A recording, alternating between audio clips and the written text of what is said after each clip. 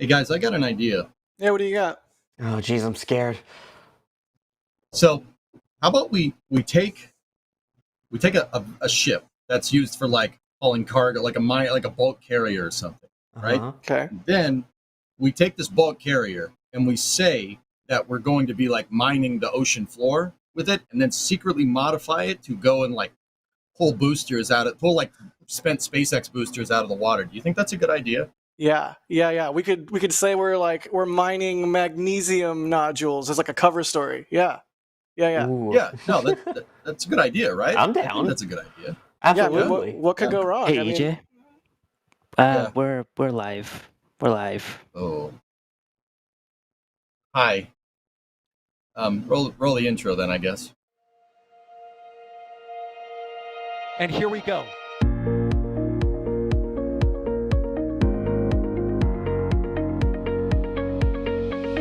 We have liftoff. Propulsion continues to be normal. R68 chamber pressure looks good. Following up. Roger, planet. Water towers fly! Yes! Tango down to nominal. Fighting downside FD off. Bring in FD off. It's orange!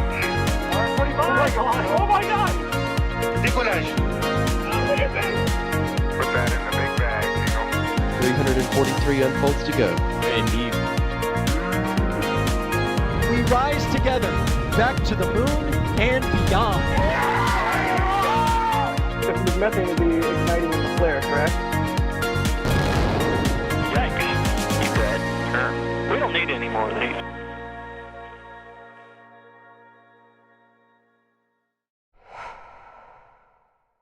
Hello, and welcome to the Flame Trench. It's our weekly informal news show where things get a little bit spicy. I'm Jack Beyer for NSF. We are NASASpaceflight.com, and we're an extremely dedicated group of nerds who love rockets and all things spaceflight. As I said, you're in the Flame Trench, so as always, it's going to be not just me, but our ever-competent cohort of co-hosts. Starting off with EJ. EJ, how you doing this week, buddy? Good plan, by the way. Oh yeah, no, dude, I think it'll work. Wait, did SpaceX already do that? Maybe they might have. It's probably something we're going to talk about this week. Yeah, well, anyway, it's a good idea. Anyway, I'm doing fine. How are you, Jack? I'm doing excellent. Leica actually just walked over to say hi, like just now. She's been not paying attention to me all morning. So I think she might have heard your voice. She misses you. But I'm doing great, and so is she. Oh my god. Also joining us on today's stream, we have none other than the one, the only, the Sawyer. How are you doing, buddy? I'm doing pretty good. Haven't seen Jake. We'll see if he ends up making an appearance during the stream at all. But otherwise, I'm doing pretty good. Maybe not as caffeinated as a certain host, but other than that, ready to go. Excellent. You know, dude, it's not a caffeine competition, all right? You know, it's not. But I have had a lot. for the record. What we've also had a lot of is news this week. Hey. So we should jump right into it. But first, I want to thank Jay for operating the stream. And what, EJ? What? The box, dude. Oh, the box. They made my background the box. This look. Did we ever find out what's in the box? No. What's in the box? What's in the You box? can't look in the box. You can't look in the box. It's not for you. But now we do have EJ blocking the box, Render blocking the actual box. So, boxception. Boxception. Yeah, no, that's good. I like it. That's good. That was nicely put. Also, last little bit of housekeeping before we start the show in earnest. If you have any questions, no, you can't eat that. Go away. No. If you have any questions, you can't eat that. Okay. Don't worry about it. Hey, don't worry. She's very well behaved. If you have any questions, just at NASASpaceflight in chat, and we'll see your questions pop up in some software we have running in the background. And with that, we're off to the races. Let's jump right into it this week. It's been a pretty newsy week, if I may adjective that noun. Sawyer, tell us about what's going on with Blue Moon. Blue Moon. All right. Anyway, yes. So things continue. to progress towards the first lunar lander for Blue Origin, this one being the cargo variant, and that would be the Mark 1. You could see a photo of one of the crewed variants there. This Mark 1 is getting closer to finally launching. We got a new update from Blue Origin CEO Dave Limp, who is fantastic, by the way, about posting cool photos and stuff. So if you watched the flyover, we saw a little bit of the tanks going in, and now we saw it getting its foam into place. So the mid module, there it is. That will be part of the liquid hydrogen side of things. Sawyer, I think it's a pretty cool looking module. I don't think it's very mid at all. Actually, it's about to not just be cool, but insulated with the Sophie going on, the spray-on foam insulation. Right back at you, Jack. Caffeine. Sorry, continue. No, it's fine. Yeah, if you saw the flyover, we had video of it rolling out and around, and now they're finally spray painting it. So we're finally getting closer to this thing landing, which is very similar to the Apollo lunar module, but obviously a heck of a lot bigger. And as I was mentioning, the first ones that they will land will be the cargo variants before eventually coming up with ones that will be for crew to land on for Artemis 4 and Artemis 5. So hopefully that means that we will see the first launch of this maybe by the end of the year. Of course, one of the big caveats being that it launches aboard New Glenn, and we already know that New Glenn Flight 2 is set for the Mars Escapade mission. So maybe for Flight 3 we'll actually finally get to see it, and hopefully this year, but it is a monster, and as Blue Origin has pointed out, they hope that this will be a way to allow more commercial access to the lunar surface, because they can carry a crud ton of it at the same time. So exciting. It's so exciting to think that we have two giant lunar landers that are going to be headed to the moon here soon. And not only are they, like, yes, they're big, but it's the capability that that bigness brings, like just sheer mass to the surface. It's not going to be a little rinky-dink tinfoil walls, one room thing. It's very exciting. Oh yeah. I had the mass numbers up here a bit, but it is a lot that it will be able to carry to the surface. In the tons, I believe. Amazing. 3 tons, yes. I'm going to see if we have any questions coming through here in chat. You guys think Blue's trying to beat SpaceX to the moon? I think they're trying to beat them to the moon. I think they're gonna try and do it. And just like New Shepard landed before Falcon 9 did. There's gonna be a welcome to the club moment, I think. But at the same time, though, you guys remember that? Oh, I remember that very well. But I mean, keep in mind the fact that in terms of the lunar lander for SpaceX, it is Starship based, and Starship is, well, we'll get to Starship in a bit, but it's not ready for lunar landing. So I think they kind of have the advantage here. So it's not really a fight. It's more of, hey, we're going to get it there anyway because we don't have competition. I mean, interesting. It will be, I think, a race for sure. Like, I don't think one company is going to land on the moon well in advance of the other.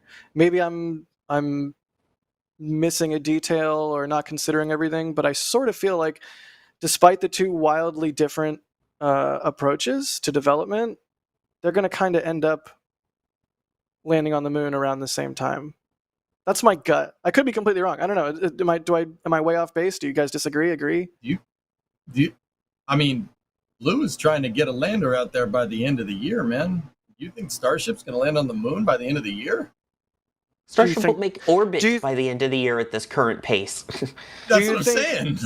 Do you think Blue will actually do that, though, or do you think Berger's Law will apply? Oh.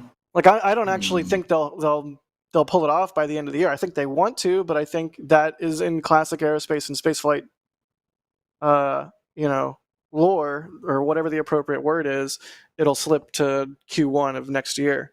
I'd say it's kind of too early to tell. We should rehash this conversation in like November, or not November, like maybe September or something. We'll see. But here's the thing, though. Again, what have we seen in terms of lunar landing hardware for SpaceX and for Starship? We've seen some of the HLS mock-ups, but other than that, we have not seen anything lunar lander-wise really from SpaceX. I think once they get Starship into orbit, we're talking they're going to go full force all in on that lunar lander, and I can see that happening. But until that point, I think Blue Origin has that slight advantage at this point. So I think even if it is Burger's Law, which Burger's Law, in case you don't know, is if something's scheduled for the end of 1 year, it's actually probably the beginning of the next year. Even if it is, I still think that, the Pathfinder mission for this has the clear-cut advantage of beating SpaceX to the surface.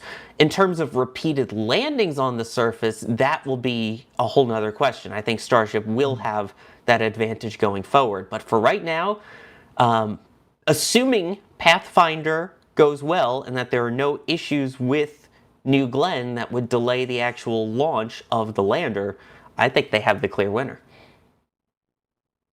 You know what, Sawyer? I kind of with you on that one. I mean, unless SpaceX pulls a rabbit out of their hat, yeah, I think Blue is going to get their lander there before SpaceX is. But I do think you're pretty much right in saying that SpaceX is probably going to end if Starship, because Starship's getting to the moon routinely. That means they figured out fueling and figured out rapid launches and stuff. So it's more likely going to happen a lot more, right? Like that's definitely a thing. Good call.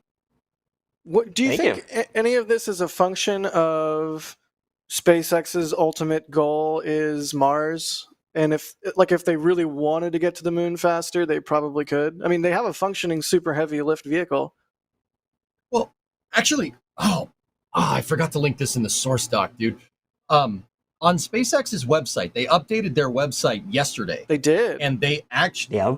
Yes, if you go to, destinations on their website and you click on the moon, it shows a trajectory going out to the moon, and it's a free return trajectory. So, Jack, it's funny you mentioned that, dude, because that, I don't know if SpaceX is going to get a Starship there first, but I mean, I'm just kind of curious why they would put a free return trajectory on their website for the moon. Maybe the website designer thought it looked cool. I don't know. Here's the thing. If I'm picking up what you're putting down, EJ, basically, correct me if I'm getting this wrong. Basically, if you yeeted a Starship right now, today, at the moon on a free return trajectory, it will go around the moon, and with no intervention from the vehicle itself, because it's a free return trajectory, will go around the moon and naturally come right back to Earth and re-enter the atmosphere. Is that correct? Yeah. How is that much different than just a suborbital trajectory? It's just a suborbital trajectory with extra steps. Course corrections, mid-course corrections is something that you're going to need to do on translunar injection, especially with high energy insertions. Starship has, and I'm saying this as a Starship fan, but Starship has had some on-orbit problems with attitude control as of late. No, Starship. Everything was fine with it on Flight 9. No, they'll use the pressure from the tanks. Autogenous. It's great. It'll be fine. What's wrong? No best part, no part. What's the problem? Yeah.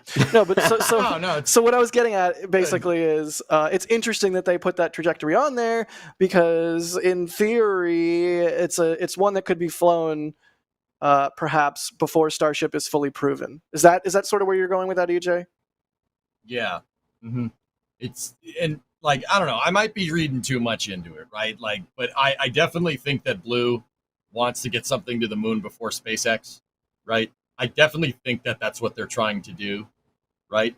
Because if you think about it, Blue Moon, the Blue Moon's lunar lander program, we showed that graphic. Yeah, there's the translunar trajectory. Now, Jay, do you have those pictures, the picture of the 3 landers, on the blueprint picture that was linked a second ago? Can we bring that up here? Jay loves your backseat producing, by the way. Oh, yeah, no, it's great. Hey, it's the flame trench. We can do things we don't do elsewhere. Man. Yeah, you can just do things. So, these landers are part of a NASA program called Sustainable Lunar Development. And the SLD missions aren't scheduled, the SLD lander missions are kind of different than the human landing system missions, which is what SpaceX has. SpaceX is on the books for 3 lunar landers with Starship, 2 demo flights, and then the crewed landing on Artemis 3. And then the SLD flights come after that. So it's very interesting that Blue is kind of going in the fast lane with their lunar landers. Maybe I'm reading too much into it, but that, and then coupled with SpaceX putting that free return trajectory out there, tells me that there might be some inadvertent competition going on here, I mean, the other thing to keep in mind is they only have for Artemis 5 right now. SpaceX has Artemis 3 and Artemis 4's landers.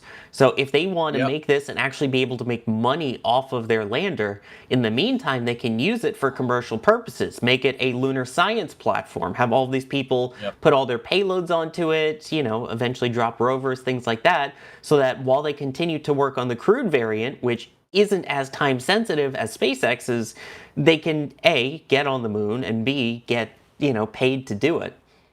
That sounds so awesome to me. I want that. Do you think we might actually get to a point where a company, whether it's Blue or SpaceX, is landing human customers on the moon before NASA's ready to do it with an Artemis mission? Oh. Absolutely not in my book. I'm usually the dissenting opinion, but I don't think that's going to happen. I don't think NASA would let that happen if we're being perfectly honest. But I hear you, but let's say I'm Blue Origin and I have a lunar lander on the surface of the moon. It landed great.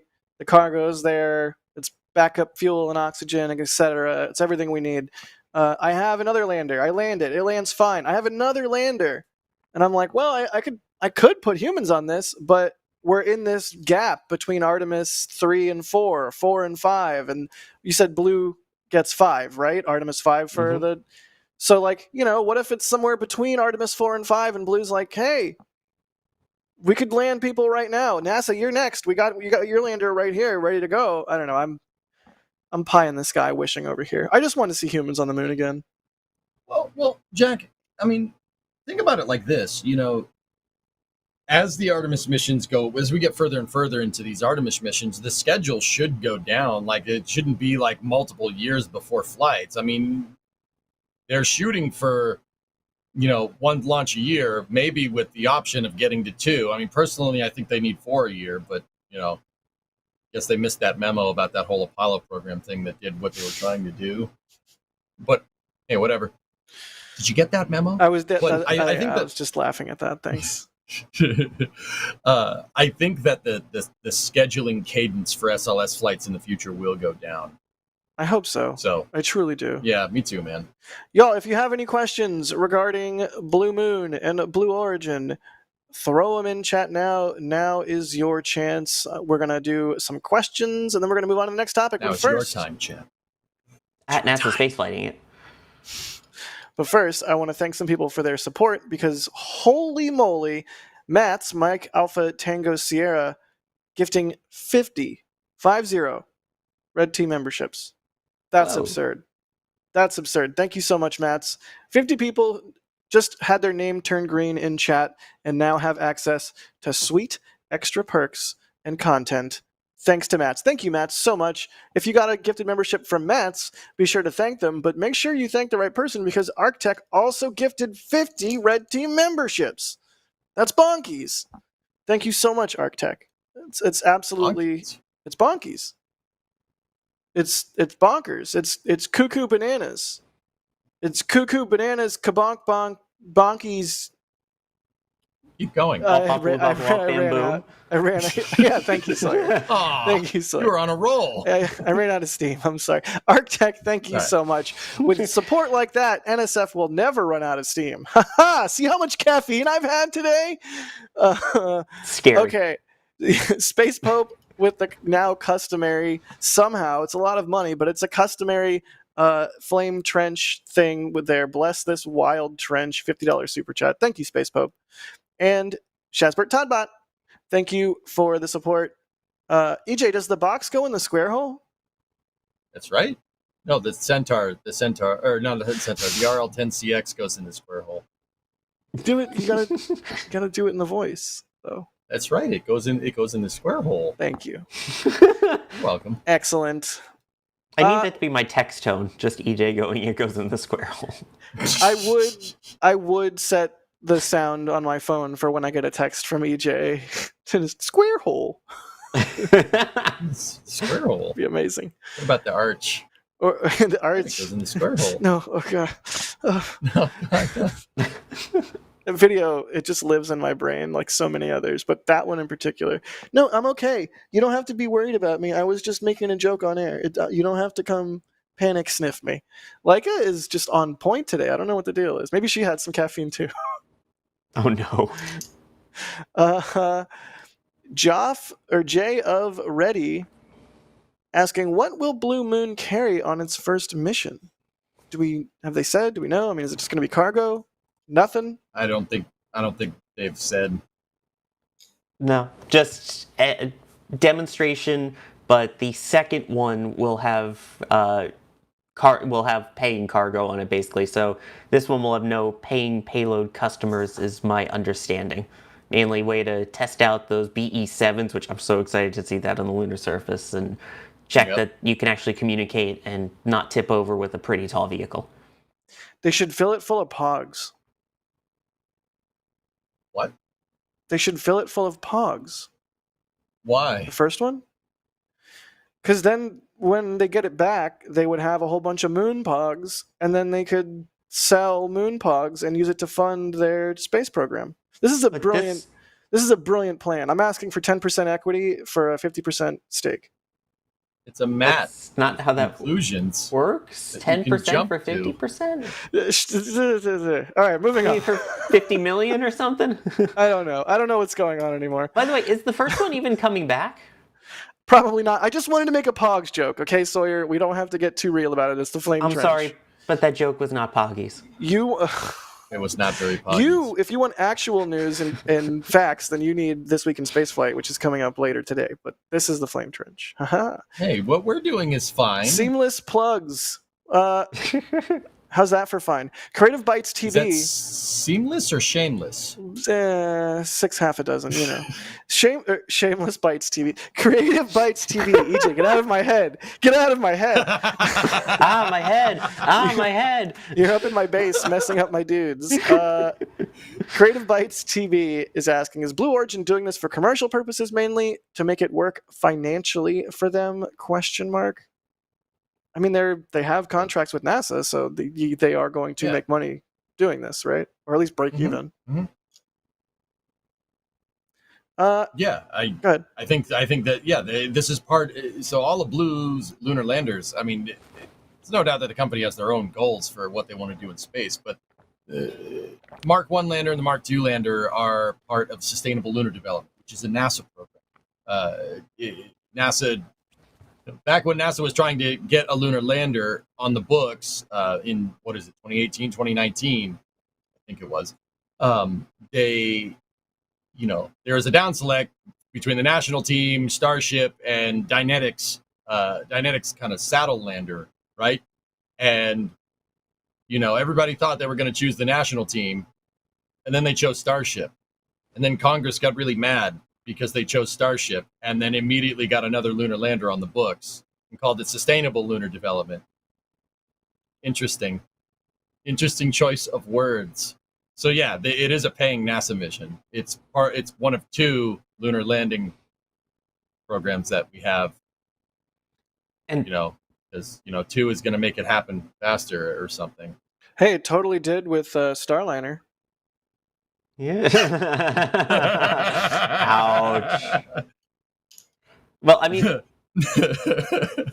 it's the Flame Trench. Come on, it's a Flame Trench. I've got a question coming up later for one of our other stories that you're gonna hate me for. But I mean, if I remember rightly, these Pathfinder missions also are part of CLIPS, the Commercial Lunar Payload Services, which Alex reminded me that they will have CLIPS payloads on that first flight. So yes, while this is obviously preparing for human lunar landers, they're also getting part of the exploration contracts for proof of concepts for Artemis. Nice. Love that. The Hitman 5C is asking, Blue may land on the moon, but will it be in one piece and not fall over before SpaceX? I don't know. It's there's a lot on the table there. I mean, so I saw you said you're testing new engines, new design. Not much experience landing on the moon, but then again, that hasn't stopped companies in the past. I mean, Firefly nailed it First try. Pretty cool. Intuitive got close. Astrobotic didn't. You know what You know, I find iSpace kind of did curious? something near the surface. What's It up? did a thing. It did something. Do you think the bigger landers, which also are kind of tall, sort of like the smaller landers have been, do you think they're gonna mimic what we've seen with the smaller landers, perhaps in some of the first few landings, where they do tip over because they are so frickin' tall? Possible. It's I mean, really depends on how stone cold they got that guidance system in. I mean, I do have You know- like immense faith in SpaceX GNC engineers in particular. I mean, look at what they've done with Falcon and with Starship and with Booster, being able to land it on the chopsticks so well that they're like, oh, we can make the chopsticks shorter, smaller target, it's fine. Like, SpaceX GNC teams are god tier. But it's still the moon. pretty good. It's still the moon, and it's still different. And I don't know. Sorry. I think I mean- cut you off. Or go ahead, EJ. I don't think it can be underestimated, and this is going to sound ridiculous, but I don't think it should be underestimated. Like, from us as people looking in at all these lunar programs and all these landers that have tipped over or malfunctioned or not made it. Like, it is really, really difficult to get your lunar land to know how far it is off the ground. That's not as easy as people think it is. It's not like you just switch to the ground altimeter, Kerbal Space Program, we're good to go. No, it is a difficult problem. How can you have depth perception when everything's the same color? It's tough. It's not as easy as you might think. I mean, that's if you're using a relative landing system. We could get into navigation systems. I could talk your ear off about that, but we're not going to. That is a difficult thing to do. Anyway, Sawyer, what were you saying? 1201, 1202 alarms overloading the ground radar, but I mean, we're Bingo. talking Stupid Buzz leaving the thing on. Sorry, go ahead. Don't even get me started on him. But yeah, you're talking something, one of the largest things we've landed since the Apollo lunar landers, but also keep in mind, the Apollo lunar landers have these two other things that these don't, called people. You had two humans in them that could take over. For example, again, Apollo 11, besides the 1201, 1202 alarms, the fact that you had the giant boulder field that you were going towards, that Neil could then take control and fly it so that they didn't impale themselves on a giant boulder. And thankfully, they didn't. But that's less able when you're talking a remotely operated vehicle like this that's totally automated, that doesn't have that manual override and is relying solely on cameras versus Mark 1 eyeballs. So I think it runs that extra risk, and for all the people who are like, well, it's just like the Apollo lander, those two things make a huge difference. Person 1 and person 2. Yep, that's right. Yeah, agreed. Man, I'm just like, I'm thinking about when we start landing on the moon again, and I'm thinking about when we landed on the moon last time and how we were like in the Vietnam War and society was so divided. I can't imagine that when we land on the moon again, that things will be the exact same, like super divided, so like all over. Oh wait. I really hope that when it happens, it's a sort of a unifying moment. I hope so. That's how we portray the first moon landing in TV and film, right? It's like the world came together and everyone was stoked that we landed on the moon. I hope that happens again. But now we'll have moon deniers all over X. It'll be even better. God. Oh God. Here's the thing. Moon landing deniers, they only have so much material to use in their stupid videos where it's like, look, the shadow isn't landing her. But once we start landing on the moon again, they'll have a whole new set of material to make nonsense about. You know, I just love talking to skeptics. You know, they're usually just, you know, personality wise, some of the most interesting people around. And it's not like they all believe the same thing. Right. And, you know, are very one dimensional. I've had some great conversations with people who 100% do not think that we landed on the moon. And I almost treat it like, you know, I'm not going to. I haven't. I mean, I try my best to be like, oh, yeah, that's. Huh. But I don't know. I just treat it sort of like playing a card game where it's like, all right, what's the first card I'm going to pull out of my argument pack to use on this person who thinks we didn't land on the moon. Typically, the first card out of the argument pack is, hey, but if we didn't land on the moon, wouldn't Russia, who was our mortal enemy at the time, have been like, they didn't land on the moon? And usually, that one makes them at least go, huh, yeah, I guess, yeah, huh. But what about the? But at least it makes them pause for a second. I don't know. Do you have like a first? No, that's what I usually say, and you know, depending on where the conversation goes, it's usually like, well, we fooled them too. It's like, yeah, all right. Yeah. Hey, I have to go to the bathroom. I'll see you later. Yeah. I have to go stand over here now. Yeah. It's gonna look like I'm leaving, but I'm not. It's gonna look like I'm walking away from this conversation. Yeah. I'm just gonna go get a hot pretzel. I used to work in TV news, and I had an on-air segment called Science with Sawyer. And the first time that I ever got recognized in public in the area that I was on TV for, someone came up to me and said, hey, you're the guy that does science on the news, right? I'm like, yeah, I am. He said, I love your segment, except I don't believe we landed on the moon. And this is my first interaction with someone who recognized me in person from my TV science stuff. And here we are. I'm at a charity event. And I'm like, I think I said, I appreciate your opinion and thank you so much for watching. Very diplomatic of you. I was also representing the TV station I was working for, so I couldn't say what I really wanted to say. Ever the professional, Sawyer. Who would you rather be seated next to at an event like that? A flat earther or a moon landing denier? EJ, go. I'll go moon landing denier. At least they space exists. You know, I'll take that. Sawyer, that's fine. It's a great answer. And here's the question: does the flat earther also believe in the moon landing? Somehow, yes. Then yes, flat earther. Amazing. I don't know how that would work. I want to start trying to work this out, but like we don't have time. We have a show to do. But this is like groundbreaking stuff here. What? Dude, can we change the conversation? I think I just lost brain cells. Yeah, let's move on. That's what's clogging on my earpiece. Oh. Ow. Let's move on, EJ. It's a little Don't worry, we'll get back to spicy in one of the upcoming topics. It'll be more fun.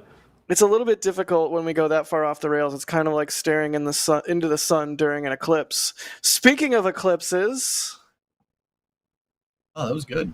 Good segue. That was good. That was a stretch. So, yeah. Oh, I see what you did there. All right. Anyway, so Firefly gave us some updates on their Eclipse rocket this past week. They showed their, I want to call it a downcomer, but I guess we got to call it a transfer tube. Transfer line. Yes, it's a line. It's not even a tube. Oh, yeah. Okay, I'll take transfer line. I mean, we can get into like, what is a sandwich? What is a tube? What is a line? What is soup? So, is cereal a soup? Like, we can go down that road. But yeah, they called it a transfer line. I don't want to. Yeah. Okay. So they're that's at their test stands out in Brinks, Texas, and they are doing some testing on their transfer tube, particularly load testing. That transfer tube is capable of moving 1.8 metric tons a second of liquid oxygen to their Miranda engines on their Eclipse vehicle. Now, the Eclipse vehicle is formerly known as the MLV. It's the Firefly's medium launch vehicle that is basically, I mean, I don't know. Do you think it'd be fair to say that it's basically an Antares replacement? But it kind of isn't, but it kind of is. Yeah. Is that fair? I think that's fair. Cool. All right. So Firefly's goal is to have a full Eclipse first stage working by the end of the year. Now, it's a couple of things interesting. I mean, a couple of things that are interesting. Has anybody done a carbon carbon composite or carbon fiber transfer tube? That Line. is Is a it really good question. I guess the only I think, company that would have done it would have been Rocket Lab. yeah. Now, but see, that gets my mind, kind of thinking here. Like, do we know if Rocket Lab's transfer tube is carbon composite? Like, I don't think we've ever seen an interior shot of an Electron. Like, do we know that for sure? I don't actually know. Now I really Right? want to know. Also, I want to Yeah, know see, what this they is- call it. Like, SpaceX calls it a transfer Yeah. tube. Firefly's calling it a transfer line. Didn't Relativity call it a downcomer? Ugh, Yes. gross. Fuel up and down goer thing.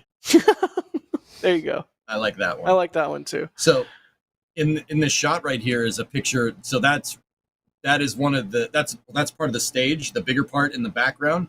That's on what's called a mandrel. That's what they use to wind the stages, because that's what they do. They basically have a rotisserie, and the rotisserie has a mandrel on it, and then they have this machine that looks like GLaDOS roll, and they weave the thing as it spins. So that's the stage barrel right there. Oh, there it is. Yeah, Looks like there's GLaDOS. there's the fiber. You can see like all the different rolls of fiber, like all the little bobbins or spindles or whatever the appropriate term is. So cool. The transfer Yep. line is a lie. Yes. This was a triumph. The Taking a note here. Huge success. success. Dang it! Now Yep. that's stuck in my head. Yes. So Thank you. good. So in the background of that shot was the mandrel with the barrel segment, and then in the foreground was the transfer tube in front of it right there. Guys, I always say, like, and we kind of touch base on this on the last flame trench, right? We don't go, like, NSF doesn't want to go and talk to people if you don't have any hardware to show, and that's what I think that touches on a very important thing here. Although Talk is cheap. Talk is cheap. Show us the hardware, and there's some hardware right there. yeah, absolutely. Although I will say we absolutely love talking to companies, even if they don't have hardware. But like in terms of making a video that people will actually want to watch, like people want to see hardware, people want to see something real. But yeah, that's real hardware, baby. Love it. You'd love to see it. Yeah, good stuff. Now, simultaneously, wait for this one. We got an update from Astra. Honey, what? Astra. We got an update from Astra, Space Y, the horizontal rocket that went out the gate sideways. We got an update from them, and they actually showed one of their engines test firing. Well, it's not their engine, but they showed an engine firing on the test stand. I'm not sure how kind of healthy this engine is from this shot, but you see the green. There's the T-tab right there. That's triethyl aluminum Triethyl borane. Yeah, it goes in the circle hole. Goes Right. in the borane Sorry. hole. Goes in the Here's borane hole. here's the thing. Hey, I they're doing am- engine testing. They got hardware, man. I am not a Just rocket saying. scientist. I am not a propulsion engineer. And I am simultaneously Mr. Companies should release more footage and talk about the things they're doing and the tests they're doing. Like I really want companies to do that. And I don't know what I'm looking at from a expert point of view. So I could be completely wrong. I know it's a tap-off cycle engine, so maybe it just looks like that. But okay, so that darker area is film cooling, right? That is like a little bit of a different fuel mixture ratio that goes along the side of the nozzle wall that keeps the nozzle cool because it's burning at a lower temperature than the actual main plume, right? That's that black that we're seeing. On other it's not a mixture. It's just fuel. Okay. You don't want to mix in the nozzle. That would be Got it. Now, I don't know if it's frame rate or shutter speed or turbine frequency, like spin, I don't know. But yeah, that don't look right. Something about the way that film cooling is jumping around doesn't look super healthy to me. That's my long-winded roundabout way of saying that. And to Astra's credit, the tweet was like, "Oh, we're starting up combustion chamber tests" or something like that. I forget what the exact tweet said. Sorry, but it's very clearly meant to be like, we're just getting started with this kind of thing. Like, so trying to be a little bit charitable, but still, this is, that engine don't look happy. I don't think they I mean- gave an actual FPS of how slowed down this is, did they? Other than it's just slowed down. I think it's, oh man, I don't know. So many companies release footage. I think they said that the frame rate was like 2,400 frames a second or something. I could be pulling that out of my tail, guys. So But there's the tweet. that's it. That's Or the tweet. Zeet or post or whatever. It's a tweet. It'll always be a tweet. Guys, I mean, the other thing is that they could be. I mean, Jack, we could all be right. They could be doing something with the. It doesn't look right, and they could be testing something with the engine. We don't know what the testing criteria was for this engine. I mean, Some people do destructive testing with engines. SpaceX does it all the time. I'm not saying that Astra does either, but there's many ways to kind of push your engine to the limit, change a bunch of different parameters. It's almost like rocket science or something. It's kind of complicated. That can cause that to look a little weird, or it can cause the engine to chug, or forgive me, you could cause jerk. There is a little bunch bit of things. chugging here at the beginning, if that's even the right term for this, where you can sort of see it pulsing as the engine is starting up. That's from the T-tab. Yeah, dude. for sure. No, that I don't take as a like, oh, it doesn't look good. Yeah, maybe it's just like a shutter angle, or who knows. Alex in the back channel saying they think it looks normal compared to footage from Firefly, so take that for what you will. I mean, I've shot slow motion footage of Reavers several times, and I don't know that it looks like that. But like you said, maybe they're testing something with a combustion chamber, like they said in the tweet. Sorry, go ahead. But this isn't a Reaver engine. Come on, this is an upgraded engine. Yeah, I would like to point out that Astra didn't engineer this engine. For Rocket 4, their next generation rocket, they are procuring their first stage propulsion from Firefly. So it's a Jack said Reaver engine because it is a Reaver engine from Firefly.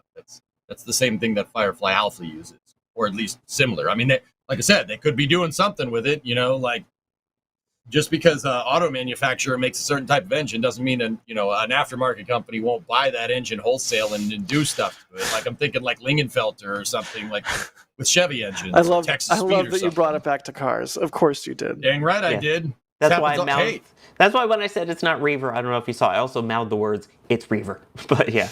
It's Reaver. Reaver is the one on the right, according to Jay. That looks like a person, and not an engine. No, the engine on the right. You said the one on the right. The one on the right looks like a human. I'm glad you doubled down. Thank you, Sawyer. You're welcome. Is her name Reaver or something? Or yeah, some dude named Reaver. There you go. Don't fear the Reaver. I wish I had a cowbell. It's a pretty good name. It is. Strong name. Solid name. I need to watch Firefly. I haven't seen the actual show ever. I know a bunch of people are about to get mad at me for that. Well, you don't have a lot to watch. It's only one season. I know, but I need to watch it at some point. Just to make all the Firefly fans angry there. Firefly flame. Oh my god. Unique. Yeah, New you York. try saying it. Red leather, yellow leather. Red leather, yellow leather. Malk Diamonds, thanks for the Red Team membership gift. And that Diabetic Kid, thank you for the support. They say movie, tubi, or mover tuber. Both are good. Yes. Yes. No, that's McGregor Live as the mover tuber. Yeah. And you were talking about subtle plugs. I mean, the other Pretty good. the other thing to take into account is that Reaver engines use a a tap-off expander, so their manner for starting up is a little bit weird to begin with. It's a little bit unorthodox. I mean, it uses T-tab, right? But it's not a gas generator turning, fluid impellers either. The other things are turning the fluid impellers, so that's something to take into account because it's a different type of actuation for your fuel pumps, right? The flames coughing out could be a little bit different. Combustion tap off, excuse me. That's what it is. Sorry. Thank you, Twitch chat. Nice. Rocket engine cycles are so fascinating. Yeah. Do you have a Pretty good favorite? stuff. Do you have a favorite rocket engine cycle, EJ? Ooh. What are we trying to do? This is important. What's the goal? Coolness. F1. Why? Coolness? F1. F1. How much thrust do you want? Yes. Yes, I would like some. Yes, please. Wait, wasn't an F1 just a gas generator? It's a gas generator, but it makes 1.5 million pounds of thrust. That's- Yeah, That's Yes. that is an amount. That is a significant amount of thrust. Okay. All right. that's almost as much as a Falcon 9 core by itself with 9 engines. All right. So for favorite engine Pretty cycle, good. you're picking gas generator, but like a really, really, really big one. Yeah, but see, like gas generators are good. A gas generator Carolock cycle like that is good for first stage engines. All right, I'd say overall, I'll take hydrogen fuel rich stage combustion, like because that's good at being a first or second stage engine or both. Whatever. Interesting. What I'm trying to tell you, shuttle engine. If we're looking for just end all be all, shuttle. I'm glad we could all agree. Sawyer, do you have a favorite engine cycle? I still like full flow stage combustion. I don't know, it's just something about it. It even- feels so classic at this point almost. It even feels good to say full flow staged combustion. It's like It really supersonic retro propulsion. It's just like it feels good to say. It rolls off the tongue and it does really good job of actually, engineing. Triethyl I mean, that- borane, triethyl aluminum. Yeah. That's Teb T, but yeah. Yeah. To be honest, full flow stage combustion cycle with methalox could be used for whatever, as evidence from Starship. You just use that for whatever. It'll work. So also that's pretty good. Either one of those, shuttle engine, Raptors, Okay. New plan. Versatile. Yeah. Okay, Sawyer, I got a new plan. How about we take a shuttle with an external tank and we put 2 liquid fuel boosters on it with Raptors? Yeah? Yes. Sold. Yeah. This feels like a weird combination of Starship and Buran and shuttle. No, we don't need the Buran part. That thing sucks. Are we talking though, would the engines go on the shuttle? Would the engines go on the external tank? On the external tank. And the shuttle still has shuttle engine. Huh. Your ideas are intriguing to me, and I wish to subscribe to your newsletter. All right, cool. I stream Kerbal Space Program where we do dumb stuff like this all the time. Or Also, we have the actual NSF newsletter too, which has all the cool happenings, upcoming launches, cool behind the scenes stuff, photos, all of that. It's great. Why don't you guys tell me about this? I was about to, and then Sawyer took the words right out of my mouth. Oh, It must have been while you. Oh no, we're not going there. Oh man, what is happening this week? What is this? What is the show this week? we're in the dog days of summer, man. It's true. We've got to talk about something. It's It's real. the flame trench. It goes in the flame trench hole. If only it was the hot dog days of summer, because it's the flame trench. We could cook them right in the trench. It'd be great. So, actually, Speaking of trench, oh, what the heck, man? Sawyer, Why did you take that from yeah, me? dude. See, he does this to me all the time. Can we talk about this? Can we talk about this like live on air? He does this to me all the time. I'm so glad it finally happened to someone else that wasn't me for once. The number of times somebody is saying a thing and I have a glassy look on my face because I'm trying to piece together how I'm going to do the thing, or I'm reading the back channel because they're telling me to do a thing, and then I cue up a way to do it nice and smooth, and I'm like, and then as I am about to exhale breath out of my mouth and make my vocal cords say the things, Sawyer says the thing. my brain goes too fast. I'm sorry. It's a blessing and a curse. Anyways, It's not easy being me. I had to get that off my chest. I'm sorry, EJ. I don't even remember what we're talking about anymore.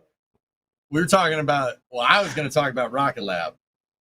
I was going to talk about Rocket Lab and how they posted pictures of, speaking of just kind of the roundup of, all the other what's going on in the commercial spaceflight industry. Rocket Lab posted pictures of their, an updated picture of their pad at Mid-Atlantic Regional at Wallops. And I must say, for something that's basically was like a foundation like 6 months ago, they've made some pretty pretty dang good progress. In the pictures, it looks like they got their sound suppression system is set up. Their flame trench is very peculiar looking. Look. This is why I was saying. Speaking of flame trench, look at that. What is that? It's covered? It's ducted. It is a ducted trench. It's a flame duct, not a flame trench. Is it a tube? Yes, that's hollow. It's a tube. So it's kind of like it's like transferring don't you dare. fire from the underneath the launch mount to not underneath the launch. It's like a transfer. It's like a transfer tube. Yeah, it's like a transfer tube trench. I am not calling it that. I'm so happy. I'm so happy right now. This is my favorite flame trench ever. So they got the water tower in place. Their water sound suppression looks great. They have all the pipes hooked up for the tank farm, liquid oxygen, or liquid fuel and liquid oxygen on both sides. Everything looks really, really finished. And guys, I don't know about you, this thing came together awfully quick. Yeah, I agree. It's kind of, I know that we kind of use SpaceX as kind of like our benchmark for going quickly. But I don't mean this like in a weird way with like, Rocket Lab, but that's SpaceX quick for throwing a pad together. That's very, very fast. So it's kind of cool to see, as the commercial industry and the commercial market expansion kind of unfolds in front of our eyes here. I think it's really cool to see other companies also moving with some sense of urgency because, Jack, Sawyer, we're all old at this point. We can admit it. I have gray hairs. It's fine. You remember when like a pad? Oh, you want a new launch pad? That's going to take a decade. 20 right? years. Like, no. Yeah. Yep. Nope. People just throwing together new pads. And this is not only is a new pad, it's a new pad for a reusable launch vehicle. It's great. I love it. I'm so happy for Rocket Lab. I do have one question though, fellas. Oh. Jake, can we go look at that picture one more time? Can we do you have the 3/4 view picture from that tweet? The one that's kind of looking where you can kind of see Electron's pad as well? It's such a beautiful pad. Oh, yeah. This one. Perfect. Okay. Chad, I have this question for you as well. How are they getting Neutron onto the pad? Where's your transporter erector or strongback or, vehicle integration facility?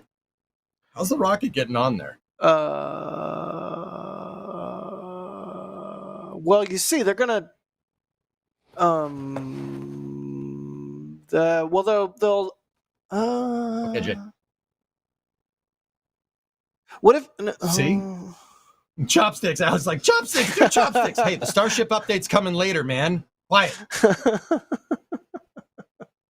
Maybe that area. I don't know if it's north, but just if the top of the frame is north.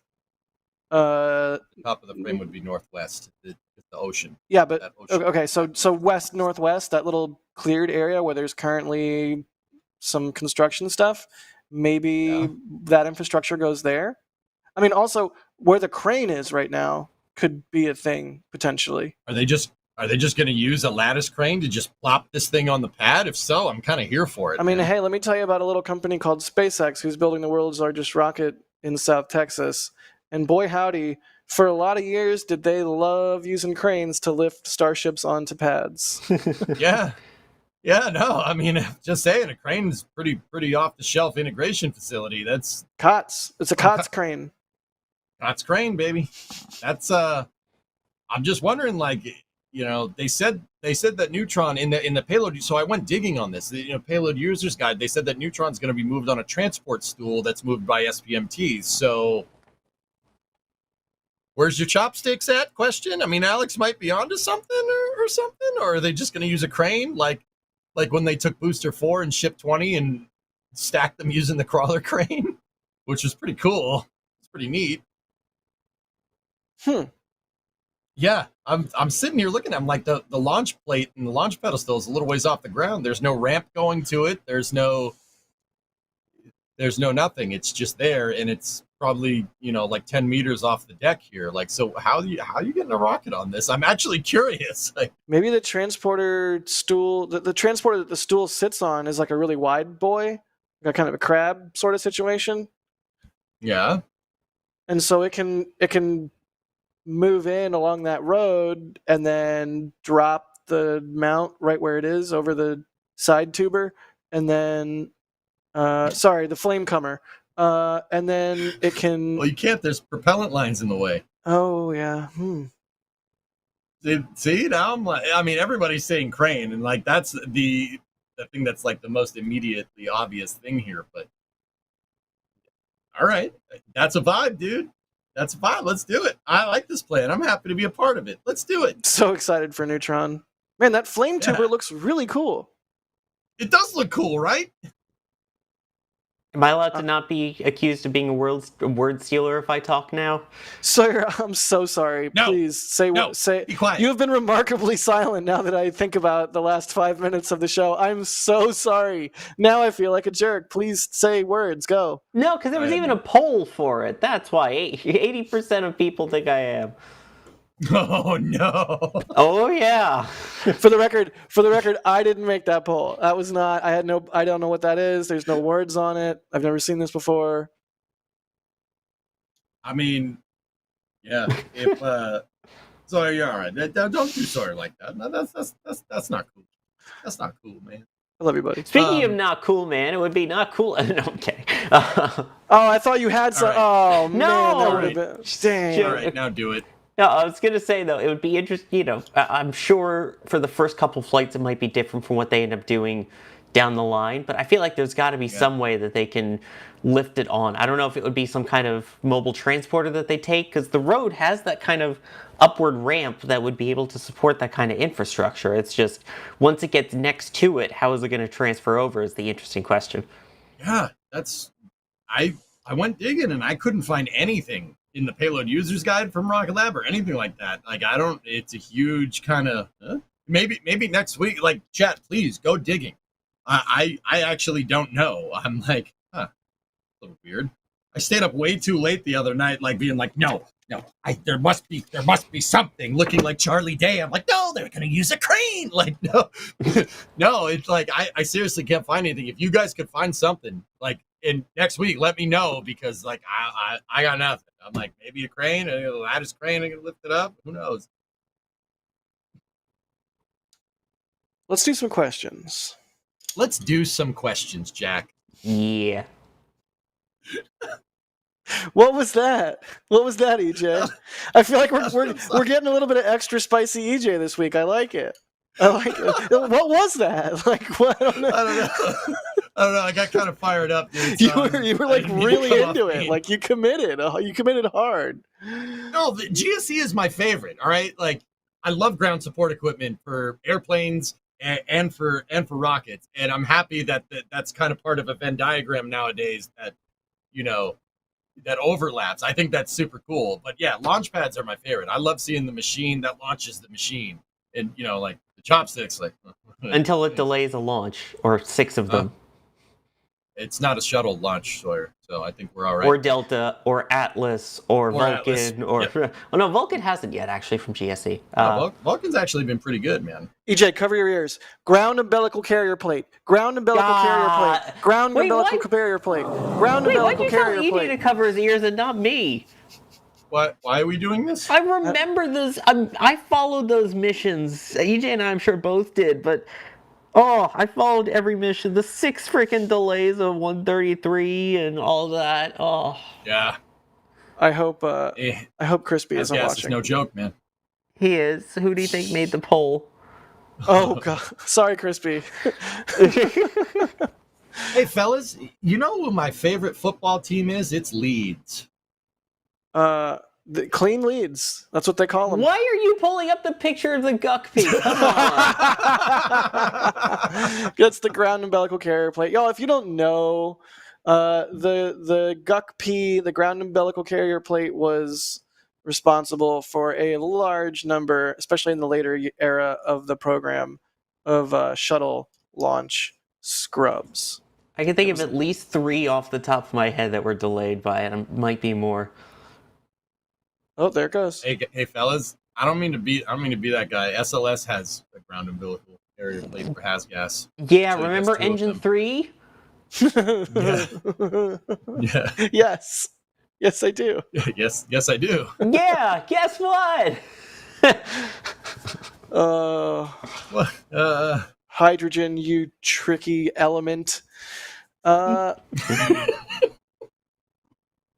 Werner von Kerman just says side tuber. That's in our panel for some reason. So, I don't think I put Side that in tuber. there. Someone just put side tuber in there. All right. All right. March 5. Zap fan is asking, where's the landing pad for Neutron? Somebody didn't watch the Flame Trench last week. So, Rocket Lab has partnered with, I think it's Bollinger Shipbuilding. They're going to build I don't know what they called it. They're going to make an ASDS. They're going to A make return on investment. Yeah, they're calling it return on investment. They're going to land Neutron return to launch site was nixed a little while ago, and they opted for landing on a drone ship. They signed the contracts to build it actually last week. So yeah, they're actually. I went digging again. Chad had to help me out this time, and I was thinking, where's this drone ship going to? How do you return the booster? Like where there's no heavy docks around there. It turns out that on the north side of Wallops Island, if you look at it on Google Earth, there's a runway up there that they use for something. There is a small dock there, and Rocket Lab is actually going to build a heavy dock to move Neutron back to Wallops Island from a downrange landing at sea. We actually found the dredging plans too, because that I don't know. I think that's cool. If you think it's cool, it's cool, right? Like I think that's cool. Like yeah, That's digging water. That's my kind of dig. That's my kind of broom closet with newspaper clippings all over the walls with red string connecting the thing. Yeah, that. By the way, my guess, EJ, is it would be for payloads that are launching from Wallops. Is that they would land there at Wallops and then load them onto the rockets at Wallops and launch them from Wallops. What? Wait, say that again. I bet that the reason there's the runway at Wallops is so that they can deliver payloads to Wallops by plane to Wallops, and then once they're at Wallops, they're loaded onto the rockets at Wallops and then launched from Wallops. Well, I see the joke. Joke acknowledged. Yes, that's pretty funny. Dude, that runway up there, first of all, it's X'd out. It's got the yellow X's on it, which means not a runway. And also, it's like, I don't know, it's really short. It's like 800 feet long or something. Wallops has its own actual runway, though. Its own airport for the flight facility. Yeah, that's not actually on the island, though. It's a little ways away. But yeah. But also Wallops. Yes, that was mainly the point. Was I missing the joke, or was it just saying the word Wallops a lot? No, I was just saying the word Wallops a lot. Okay, I felt like I was slowly losing my mind.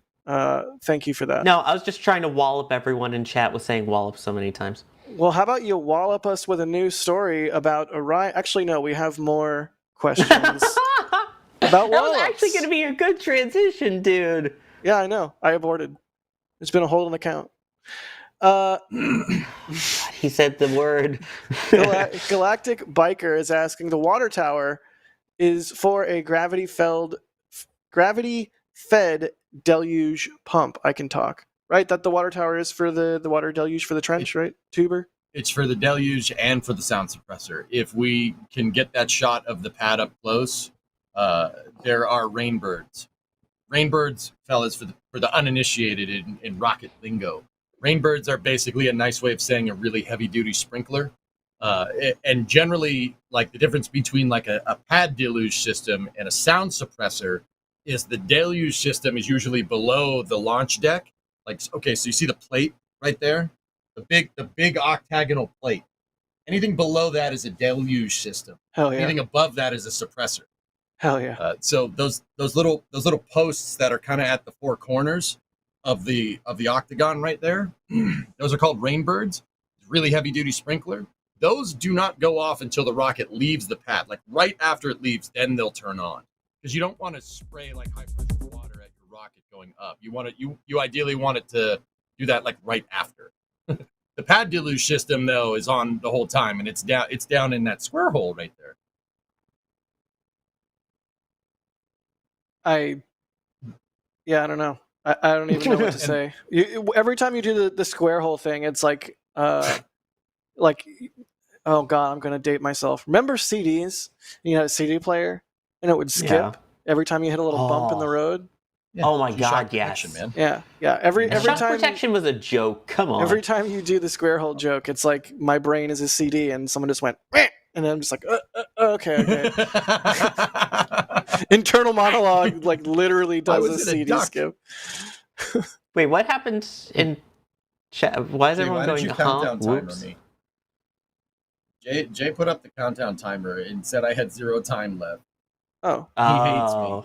What? He did? You guys didn't see that? No, I didn't. I was No. looking at the panel. He put my explanation in the square hole. Got it. But yeah, seriously, anyone that had one of those CD players with the skip thing, it felt like it never worked for me. I don't know why, but Oh yeah, never did. Never ever did. Mine worked. Oh, I'm EJ. Guys, I'm a CD wizard. I had a CD player that actually didn't skip. This is the Sawyer flex. Well, guess what? Here's an EJ flex. I still have mine. Oh my god, it's beautiful. Dang. Boom. Boom. Oh my god. I still have it. Dude, I listened to so many procured CDs on this that I got legally. Yeah, legally acquired music. Yeah. Oh, we all did, absolutely. And this one has G protection on it. See, it says G protection. This is the actual one that I use. That's amazing. Great. That's amazing, I dude. forgot I had. Yeah, CDs totally weren't burned, although then I got my first iPod, Gen 1. It was, so good. Oh, you went straight from CDs to iPod? Yeah. Dang. Well, no, I had a cassette player Walkman, and then the CD Walkman, and then iPod Gen 1, and that lasted me for years. Between CDs and my first iPod, I had a Sony mini disc player. You ever see one of those? Wow. Jeez. You ever see one of those? They're beautiful. It's so not important. We have a museum show coming up in 45 minutes. But Jay, if you want to show a Sony mini disc player on screen, I mean, it's a space show, but I think they're cool. Anyway, he's not going to do it. Maybe in the post we have show. actual news to discuss. People can Google it. No, I want to talk about MP3 players for 45 minutes and then run out the clock. That sounds like about. I mean, sounds about right for the next topic, anyway. Running out the clock. Tell us about it, Sawyer. Yeah. The clock's running out for the Orion capsule, right? So, what could they do to maybe save it beyond the couple of Artemis missions that it has planned? Which, keep in mind, it was supposed to be canceled around Artemis 3, but it got extended at least to Artemis 5. What about going private with it? And yeah, that is what Lockheed Martin is discussing doing now. They were at the AIAA Ascend conference out in Las Vegas, and Kirk Shireman was discussing a potential, as you see there, for commercial services for Orion as a phased approach that could start with providing more fundamental services at a fixed price with less oversight, more efficiency, and could significantly lower costs.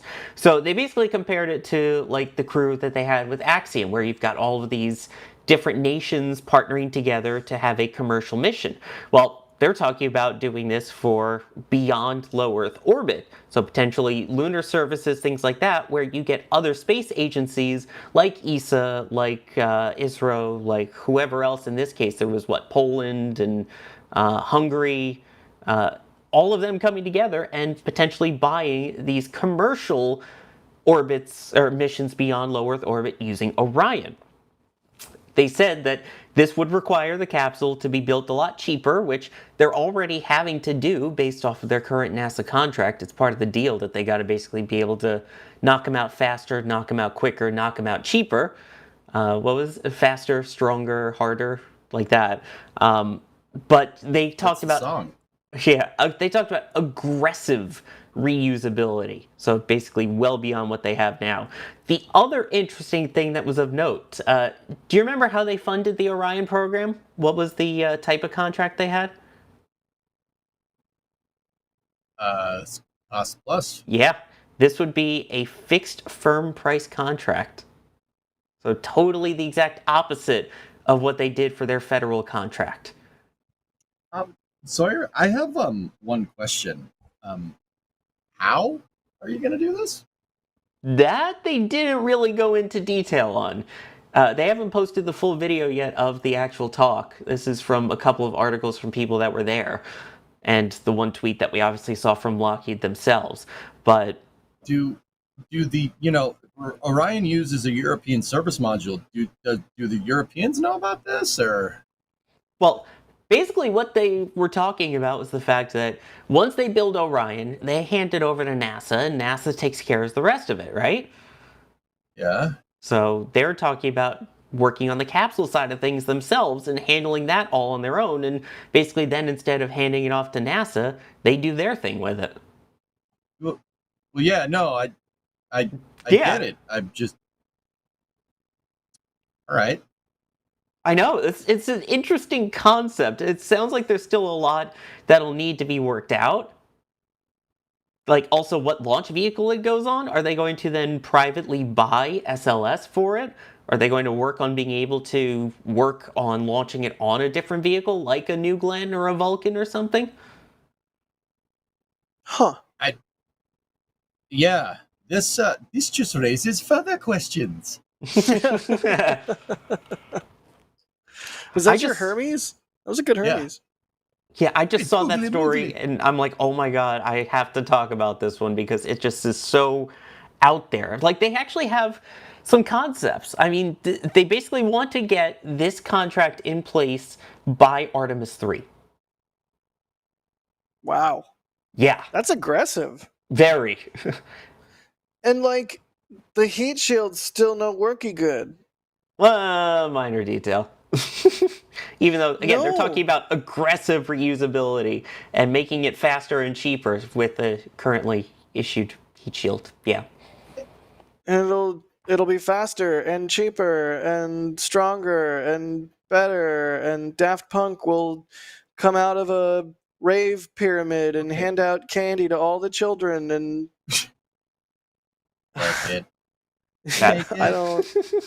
I don't know. I'll believe it when I see it. I mean, I like Orion. It's a cool vehicle. If it flew more, I'm it's good. generally curious about the service module here. Like this is what I mean about raising questions. I mean, so I think it's right to bring up the launch vehicle. Like, okay, what else are you putting Orion on? I mean, personally, if I had to put my money on it, I'd say New Glenn. Personally, but obviously that we don't know. I mean, Jack, what would you say? What can launch Orion into space? That's not SLS, like payload wise, not like, I mean, Falcon Heavy could do it, right? But your service modules is Lockheed going to make their own service modules? Because as far as I know, if Lockheed can't just, what are they just going to go? They're just going to go to the Europeans and buy block buy 20 service modules or something? Are they going to make their own service module? Are we going to get Orion CEV back for the Constellation fans out there? What do we? Ares 1. Oh, chat. No. Please. Let's go. Let's go. Bring it back. We can bring it back, dudes. Harder, better, faster, less vibraty, and stronger. It's less That's the stupid lyrics, I looking, think. but anyway. What do you mean? Ares 1 looks amazing. It does. It looks amazing. It's beautiful. I will not hear any back talk. Fine, I won't say more words then. It's fine. Can you, At least you wouldn't be right. stealing them, because none of us would say anything bad about Ares 1. Touche. All right. Consider this. Consider, No, don't put it on the screen, Jay. Take Ares 1X Yes. out of Oh, here. look at that. Let's go. Oh, Look at that beautiful machine. Form and function. It's Oh, disgusting. Testing Let's new go. vehicle Disgusting. designs. Oh, Look at that pitch over. oh man. Let's go. Anyway, this That's can't amazing. launch Orion because it doesn't exist. Then again, the only other vehicle that could launch Orion, previously Delta 4, is gone, so you can't do that. I'm sorry, I'm looking at the Ares 1 footage. Yeah, can we go back to that? No. Let's just... Yeah. Remember, museum show is coming up, which stick around for that after this, with actual astronauts being interviewed. But we have to get stuff done before then. So, thoughts? What do you launch it on? I mean, we could contract somebody to make a Hydrolock second stage for you. Just saying. Do that. Get some carbon composite casing, 5 segments. I mean, Northrop Grumman has to work a couple kinks out with the 5-segment SRBs, for the BOLE test. But, the production line's open there. We can bring it back, man. We can bring it back. They had so much hardware sitting around. At one point during the tour, they were like, yeah, it's getting kind of tough to work in here because every bay is full of hardware, either staged or waiting, or, it's just like, oh, man. Let's use some more solids. Let's put some more solids on things. Let's get some Ares 1. Yeah, more Ares 1. Yeah. That's right, Jack. Take the solid pill. Yeah, right. Good news. God. It's a suppository. No.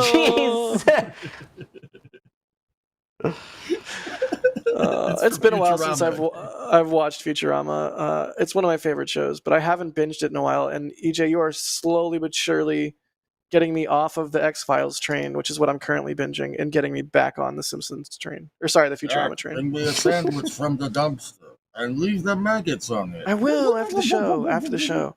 So really, realistically, what do they launch it on?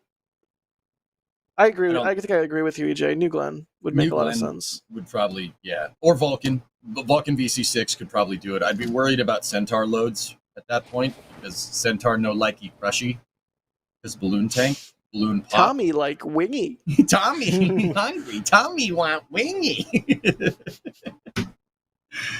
You got the reference. Thank you, Jack. Love you. Absolutely, man. Love you too. Cool. Let's see if we have any Orion questions. I would love to see Ares 1 though. That would be sweet. And then I have one that Jay asked me before the show when I mentioned this topic that I feel like we should also ask. Go. All right. Jay's question was, which flies first commercially, Orion or Starliner?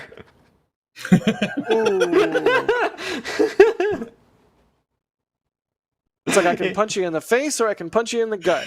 It's evil. All right. Don't really want either of those. I'm probably going to put more thought into this than it deserves, but that's kind of my MO, so whatever. All right. Look. Sorry, you just said that Lockheed wants to offer Orion as a commercial service and get this kind of ironed out firm fixed price by Artemis 3. So when is that? 2027, maybe? All right, so that's not a long timeline, okay? You know what that tells me?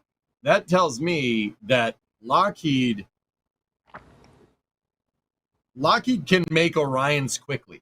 They just haven't had the need to because NASA looks at a snail and says, that's a little quick for us. Sorry. No, I don't think we're going to do. We need to go slower, all right? Maybe a tunnel boring machine, like, yeah, that's speed right there. That's good, all right? So it's very clear that Lockheed can do this fast. Like the commercial thing that they kind of floated out is a pretty dang good example that they can make these things relatively quickly. With that all being said, Starliner's much closer to putting people into space than Orion is. But I mean, are we talking about commercial flights here? Are we talking about Artemis 2? Like commercial flights? What are we? No, we're talking solely for commercial purposes outside of their NASA contracts. Ooh, see, that spices it up a little bit. Yeah. I don't know. Not the ISS, anything but an ISS mission for Starliner and anything but an Artemis scheduled mission for Orion. Yeah. That really gets Heat Death of the Universe could also be an option, but I like the poll.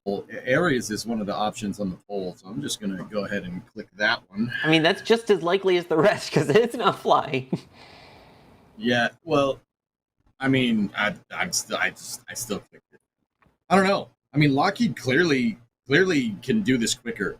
I'll be honest. I saw the commercial Orion stuff.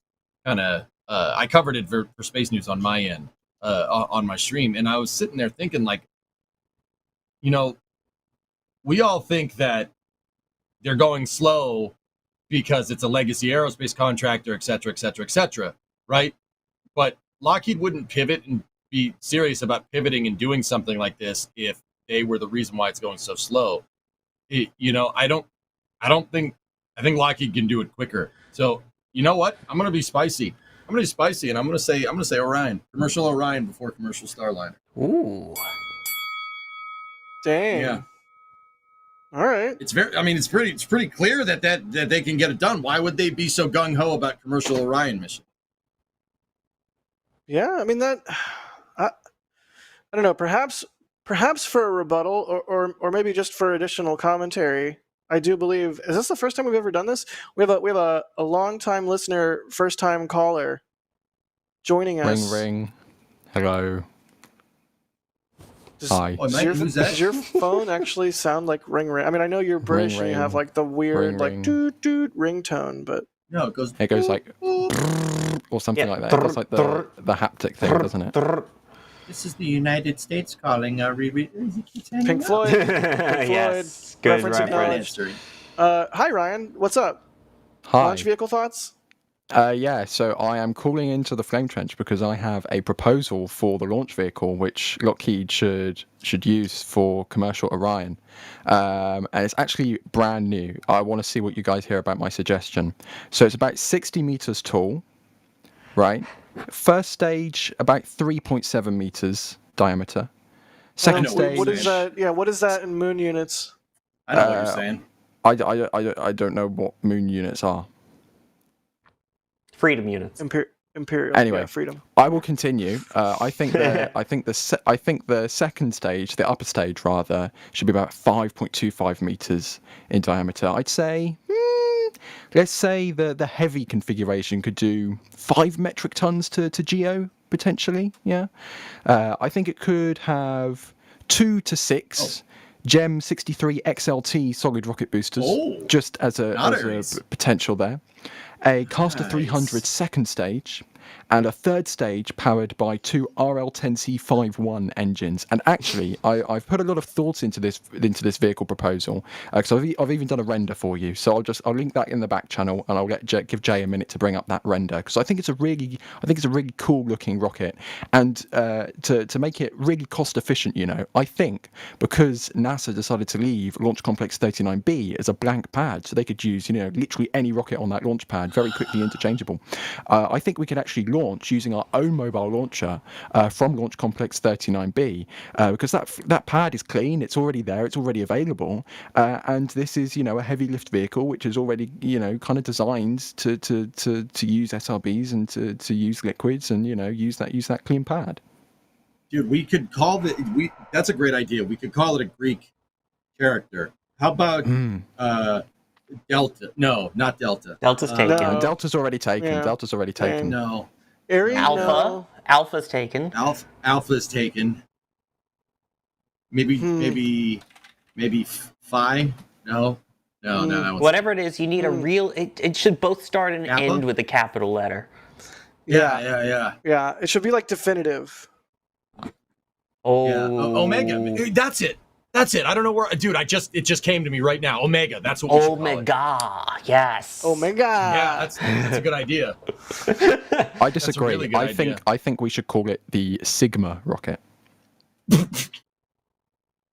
Discount And the with that, I line. bid you farewell. Thank you very much for my suggestion. Hopefully, I can come back someday. Yeah, we're never doing call-ins again after that. Never again. Never again. Thank you, Ryan. That was brilliant, as you say.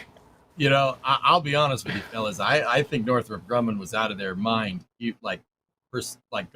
Sticking with Antares and not pursuing Omega after the NSSL contract. I was like, why? Why would you do that? Why would you stick with the smaller rocket when the launch market is getting bigger and the need for a bigger launch vehicle is very, very, very, very sought after? And then I thought that was a weird decision at the time. They chose to stick with Antares 230 plus, the rocket with the Russian engines and the Ukrainian core stage. Yep. I'm not gonna say that I told you so, Northrop Grumman, but I told you so. Kind of told you so, not for the right reasons though. But yeah, I think Omega's an awesome idea. I still think they should do it. I kind of agree with you. All right. I mean, it is a cool rocket. I do think Omega is cool. I'm on record. I'm on record as having Awesome. said that. And now it's on the internet. Mhm. Let's see. Aravel's asking, only can Doctor New Who- Glenn... I'm sorry, I was going to say if only Doctor Who actually did Omega looking that good. Anyway, for those who've seen the new season, you know what I mean. Did I steal your words on that one? No, I know you don't watch Doctor Who. I just wanted to make you think I did. I just wanted to make you think I... I know you don't watch Doctor Who. It's fine. You know me too well. Dang it. Aravel's asking, can New Glenn, expended, send Orion on a free return around the moon? Does the math work out for that? I'm doing the math out of my head. Give me a second. Look at him go. Look at him go, folks. The human calculator, a model of modern human computing. Look at the bits that are flowing through those neurons right now. The capacitors are all charged up. The dopamine is flowing with the serotonin. The steam coming out of his ears is fine. Ignore that. It's supposed to happen. I think that New Glenn could not put it on TLI, but with Orion's service propulsion system, you could probably do a couple of boosts, maybe hit a free return. Maybe it's kind of yeah, that's a little razor thin on the margins right there. So you're telling me there's a chance? No, that rocket already flew Flight 1. Yeah, that's right. I mean, the way I'm thinking is like, okay, New Glenn can do 40. That's what the payload user's guide says, right? It can do 40. Expended, it's probably a little bit more than that. I'd say at least 10 more tons. So that means 50 tons to Leo, right? Orion is 25. So, this is where this starts getting weird, especially because, logarithmic equations in your head make the smoke come out. Don't ever let the smoke come out. You don't want to do that. Magic smoke has to stay in. With the SPS, you could get close, but I don't think it's enough.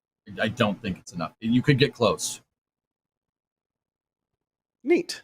I mean, that would be one heck of a mission. I mean, a free return, maybe. I mean, Orion's SPS has what is it? I think it's like 3 kilometers a second or something. So you'd get essentially, with an expended stage taking into account 50 tons, you basically have a half tank of gas, so to speak, in low Earth orbit. And then you'd have to run the Delta V numbers from there, taking into account 25 tons of dry mass payload. You could probably do something like Oberth, like the Oberth effect, like what like the Hakuto RM2 did, but with the Orion capsule, right? But I'd be worried about mission duration at that point. That might exceed mission duration of Orion's Eclipse.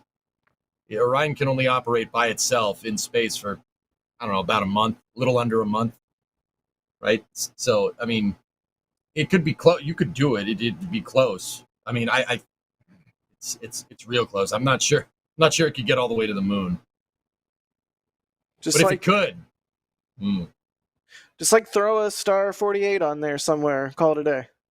Yeah, just add SRBs. Yes. Just more SRBs. Asparagus Always. staging. I mean, if you put a Centaur 5 inside of New Glenn's fairing with an Orion on the top, then I might do it. That would be cool. I might do it. I really look forward to, 5-ish years from now, when we have a whole bunch of new rockets flying, and who knows what's going on with SLS, and Starship is mature, and there's weird Starship variants flying. It's going to be cool. It's going to be really neat, and who knows what we'll end up seeing Orion fly on. It wouldn't fly on Starship, would it? It'd be cool if it did. Awesome. I know you're trying to segue, but we're not ready to segue yet. Azad legitimately, I was wondering, would it work on a Starship? I wasn't even thinking segueing, but... I don't know.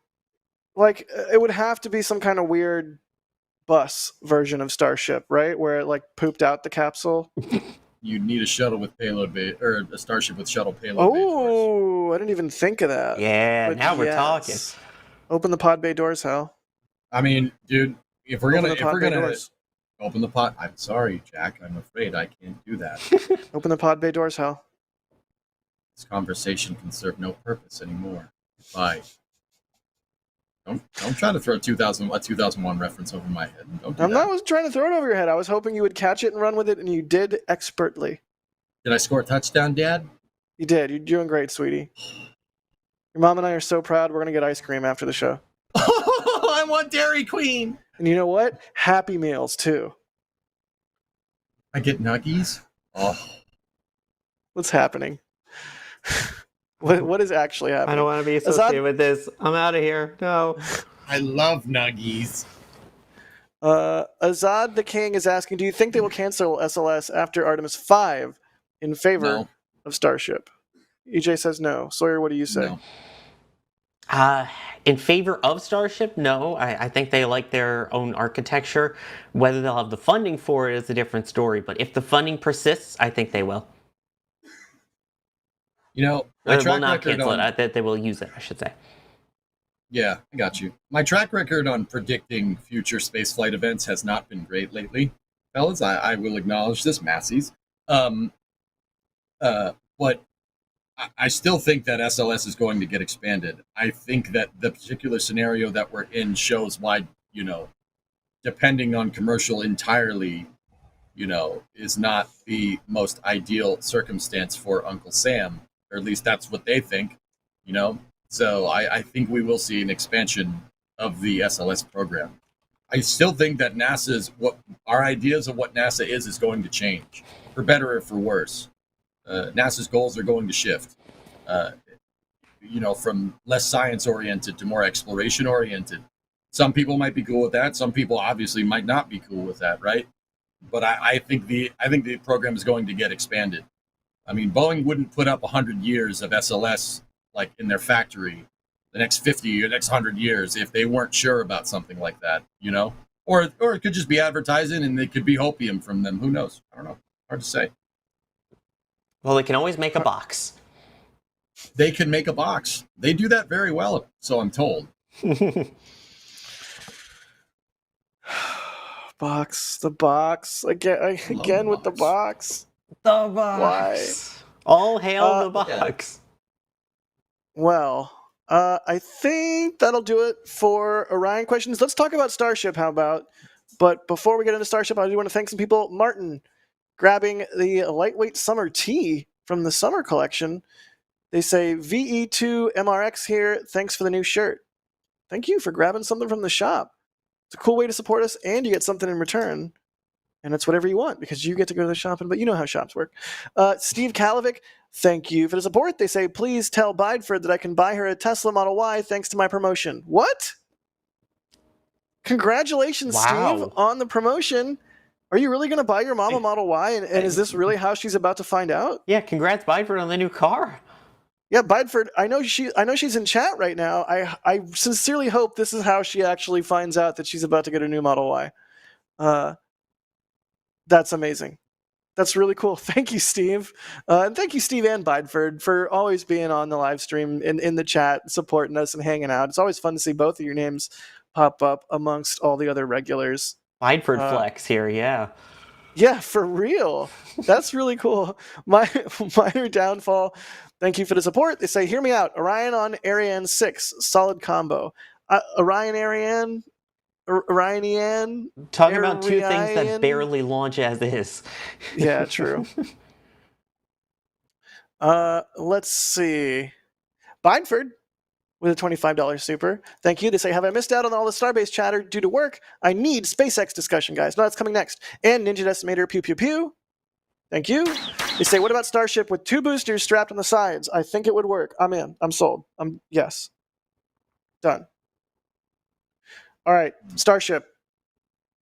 It is Starship time. No, we don't need to hit the important viewer question. We don't need to hit that. It's not important. Which question, Jack? What is it? No, we don't need to do that. Well, the audience wants to know. Yeah. Okay. Inquiring minds. Dan is asking when I'm going to make dinner.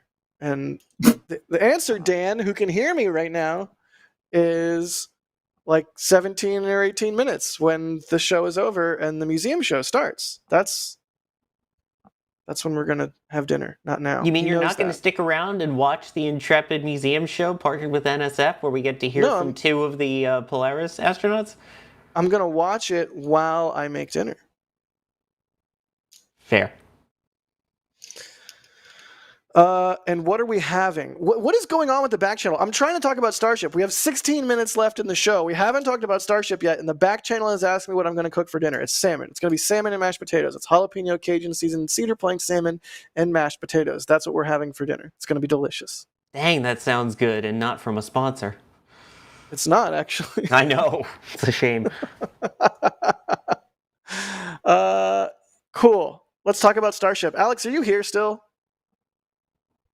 I guess. I don't know. Hi, it's Alex. Phone lines are busy today. Wow. Right? Yeah. Our resident Starship expert and bloviator. I think that's a word. Is that a word? I think that's a word. Can you say that what word online? is that? I don't know if you can say that on the internet and keep it PG. Bloviate. Talk at length, especially in an inflated or empty way. It's a word. It's a I word? don't think you pronounced it right, but it's a word. Anyways, what's up, Alex? What's going I on thought with that was a James Starship? Bond villain, Blofeld. Oh. Anyway. I don't know. I think they got a bunch of magnesium nodules, or whatever they're called. Yeah. Yeah, dude, last night there was this huge, it's the biggest magnesium nodule I've ever seen. It was rolling down Highway 4. It was nuts. Fun fact: when we did the Break in Space story, I called that the notes dog. I called it Starmar Explorer because it's where we carry the story. Anyways, so yeah, they fished a booster out of the water. How's that? Like, what happened with that? Jack, you took pictures of it recently. Yeah, And that video. was last night at like 1 or so a.m. Came down Highway 4 and went to Massey's. I gotta say, having seen Booster 11 transported like this, Booster 11 was way more sketchy. Like whatever team or crew did this transport, rock solid. Looked way better. Looked way less sketch. So yeah, I mean it was pretty. Hey! You guys need to stop bugging Jack so he can make me something to eat. Thank you. That was Dan. Dan the man. He didn't even know how to stand in frame. Let's just take that headset right off your head. That's rude. How rude. How dare he? I don't know if we've got the pictures that Jack took out of Massey's of that, because they carried that from Port of Brownsville to Massey's. There we go. Is that from today or yesterday? That is from yesterday. From Okay. yesterday. Dude, How look at nuts is that? We have that live like on something SBL, by the way. So if you missed it, you missed it because it was live. ABP, always be plugging. Put the coffee down. Coffee is for pluggers. I gotta say, by the way, that thing looks petrified. Not that it's been under the water since Flight 6, but like it somehow is removed from the depths of Pompeii. Yeah, I shot it today because the tarp was partially off, which was really cool because you could see some of the crushy raptors, and it really does. Even though it's the most futuristic of all rockets, it's the most advanced of all rockets. It's the peak of humanity's technology currently in aerospace. Give it 8 months underwater, man. It looks like you're pulling up a fossil or something. You know, like you said it best. So you're petrified. It looks petrified. Yeah. It's pretty wild, right? Admittedly, it looks better than I thought it would after all that time underwater. That's what I was gonna say, man. I mean, this is booster 13, guys, or what's left of it. This is from Flight 6. That's from November of last year. So that's It's been down there for some time. I'm thinking it looks pretty dang good, except for the valves that they have right there. Those aluminum valves, if they're struggling. They're struggling a little bit. They're on the Just a struggle little bus. rusty. It's still good. It's Yeah. still good. They're no, I don't know if they are. I don't think they are. I think they might be struggling. It's just a little barnacly. It's still good. It's still good.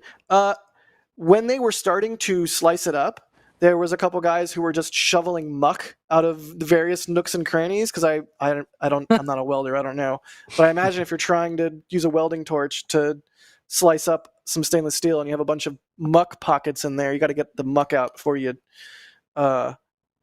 start scrapping it in earnest. That didn't seem like a very fun job to me. Definitely not as fun as actually using the torch. But yeah, this is a shot from today. I don't know if the wind blew the tarp off or if they're starting to take the tarp off or what, but you can definitely see some of the evidence of that impact with the water on those Raptor nozzles. That was really cool to see. Seeing Oh, the this thing, Raptor. seeing the lift, going live with the lift on Starbase Live. It felt like old times. It felt like early Starship days in some ways. It felt really, really... If I seem like I'm in a really good mood today, part of that is because it's been really great to shoot this thing over the last couple days. It's been invigorating. And, you know, I don't want to wax philosophic too much here, but like I'm personally, I live for the days where I'm pushing the button on my camera and I'm like, this shouldn't be real. This isn't real. How is this allowed? Click, click, click. Someone's going to tell me to move any moment. Click, click, click, click, click. I live for those days. So it's been really special tracking this thing coming back in. So, fellas, I got a question, and there's the LB Jill, the lift boat Jill, which I still think is really cool. That thing is designed to plant those 3 posts into the shallow water and lift itself up out and basically become a tower crane. Yep. And that's what they use to pull out the booster, which is really cool. But hey, fellas, I have a question, and maybe Sawyer, you take a stab at this first, maybe. Like, why grab this now? I'm kind of confused. Can anybody fill me in? Sawyer, what do you think? Oh, a stab at the answer, not a stab. Anyway, That was amazing, by the way. Thank you. I mean, don't do that, please. I mean, I think part of it is it's a learning experience. They've done it with one booster already. They made some changes, obviously, between all the different flights. You know where it's located. Why not dig it up, see what survived, what didn't, if there was any issues with any of the engines, see what also maybe could potentially be salvaged for future use if you have to do an off-water ditch again. I don't know. I mean, I think a lot of it's just going to come down to learning from what there was, see what's still intact, and yeah, who knows if something might be able to be either pulled off of this one, or if not this, if they have to offshore divert again, if they get to it quicker, how much they could still reuse from it. You know, I initially thought they were just going to scrap it, and the function of pulling it out of the ocean was more to prevent any parts of this from falling into anyone else's hands, and also to be a good environmental steward, because I believe that is something in the PEAs and whatnot. Alex can jump in and correct me if I'm wrong, but they do say that they're going to recover the stuff they ditch into the ocean. Like, that's a thing we know they said they're going to do. So my thought was, oh yeah, they're just going to bring it to Massey's, cut it up, truck it off. However, today they have sliced off that sort of bottom ragged spaghetti stuff that you can see there near the bottom of the frame and left the aft cylinder sort of intact and have placed it back off to the side on its little cradles. So, you know, maybe it's just resting there momentarily before they continue scrapping it. I'm not sure. Maybe they actually will get some data out of it one way or the other. Some folks in chat are saying that it was in a shipping lane. Well, if that's the case, yeah, they probably should move that. Probably should move that. Yeah. That is indeed part of the thing with the environmental process thing, whatever it's called, where they say they will remove debris if they are floating, but also if they are like in shallow places or something like that can endanger fishing and certain protected wildlife and whatnot, then they will go and recover it. Of course, on easy places like the Gulf, that it's it's somewhat doable. Things like, say, in the middle of the Indian Ocean, that is not something that they can do, for example, with the debris from the ship, because those waters are like, what, 3,000 meters in depth, right? It's like, there's no way for that. But yeah. So, Alex, I have a question for you, man. Are there any other boosters out there that could potentially be hazardous or in the way? Like, what boosters are out there? So, Booster 7's out there. It's in pieces, but it's out there. But it might be too far. Is it too far? It is further downrange, yeah. So, flights 1 through 4 were further downrange. Whereas, after that, they started to bring them back closer to shore for the catches. And so you've got, Flight 5 did the catch, but the hot staging ring, for example, they did recover that because it was close to shore and in shallow waters. They did the same now with Booster 13 from Flight 6. I don't remember if they did anything about the hot staging ring, though. For Flights 7 and 8, I don't remember either them doing anything with the hot staging ring, and the boosters were caught. Then you've got Flight 9, the experimental landing with Booster 14. I think that one just blew up in smaller pieces, and therefore probably those debris are not going to be that much of a big deal for people in the area. I don't know. That's my but there's also the fact that this was recovered 8 months after the fact, right? And so it could be something that they recover later on in the year or something like that. It's also not easy waters, I guess, in certain conditions of the year. And so maybe they were waiting to get there in the right time and location to salvage this. That's my 2 cents. So that makes sense. Do you think we'll see anything remnants from Flight 9 then being picked up? Perhaps. Yeah, we'll see. I definitely don't expect them to go to the Caribbean and things like that, for example, unless they go pick up debris from directly in the islands, for example. But say ships that what? I was going to say, how do we know they haven't done that? Well, we know they did the whole salvage thing, not salvage, but clean up of the debris that fell on land. I'm not sure if we've got any information about the debris that fell in the water, though. But I wouldn't really. Yeah, I'm not so sure that will be that much valuable, but we'll see if we ever see anything like that. I think they probably did this because it was in someone's way, and they probably waited until the conditions were right to fish this out of the water. Anyway, there's more Starship stuff, and I also wanted to show make it fast. The Make it quick. SpaceX website. Can we show that? Yeah, Please? SpaceX updated their website. They updated their website. Alex, you got 30 seconds to talk about the website. Go. 30 seconds? No. Show the website. There's the Mars animation with the city lights and everything. Yeah, that's pretty cool. A lot of the new renders are really beautiful. Yes. Yep. Including 37. Their one of 37 is very nice for Cape stuff. Yeah, and that's one of the things that they have on the launches page that we can see sort of where they launch from, and they show Florida, and then we go to Slick 37, and let's go. Boom. Yes. Would you just look at it? Would you just look at it? Just look at it. It's missing a lot of features, though, as you can see, but it Where's gives the you an idea. chopsticks? Where's the chopsticks? Catch towers. They're there. But there's also the fact that there's no tank farm there. There's no quick disconnect arm. Yeah, that's ugly. Don't worry about it. assume a spherical rocket. Exactly. So that's cool. Any other things of note from the updated website? The 37 render, I think, is kind of the. I like the launches section. This is, in fact, from that section, just scrolling a little bit down below. And so they have the previous missions, not all of them. I sort of complained about it on Twitter. I think they heard me, because there were some of these missions that were re-added. Anyways, but yeah, there's a bunch of future missions as well already added to that. And I guess we have competition now with next spaceflight, because we have next SpaceX flight? I don't know. Whatever. Well, we'll see if anything gets updated with that. Who knows? Wink, wink, nudge, nudge. Wink, wink, nudge, nudge. Say no more, say no more. Also, we have closures. Going back to the Starship stuff, we have closures. Yep. Tell us about the closures. Ship 38 transportation on the City Starbase Texas website. Ship 38 transportation most likely to Massey's to do cryo testing, and then we'll see when Ship 37 goes out for static firing at the pad. But we're going to be covering all that and more this week in Starbase. No.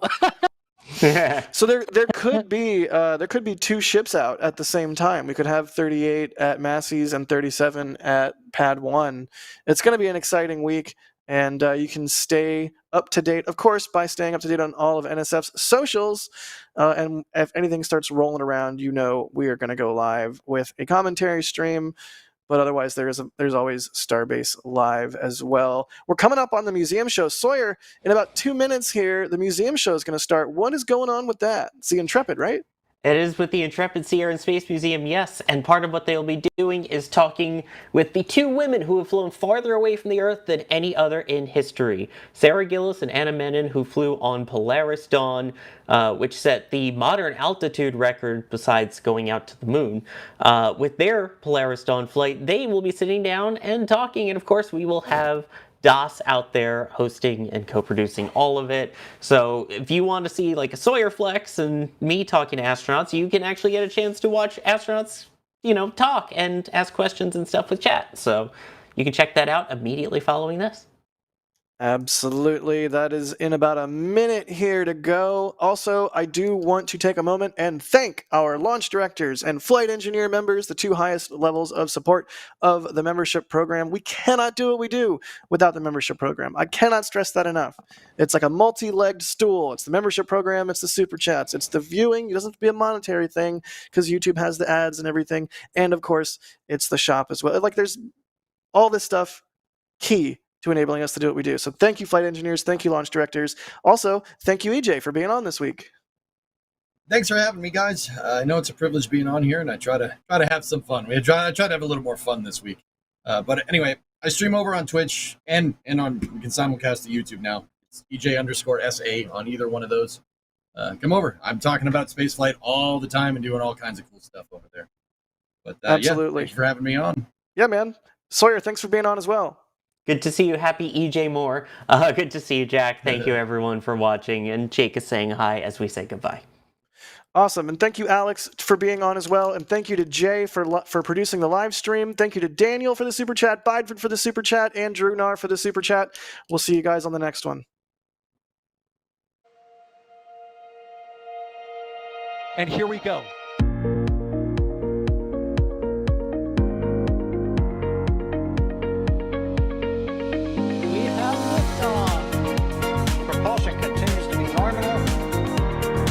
Chamber pressure looks good. Following up. Roger, Atlantic. Water towers, fly! Yes! Tango down to nominal. Flight downside, FD off. Bring in, FD off. It's orange! Orange 45! Oh my god! Oh my god! Decollage. Look at this! Put that in the big bag, 343 unfolds to go. Indeed. We rise together back to the moon and beyond. This methane would be igniting the flare, correct? Yikes. You dead? Sure. We don't need any more of these.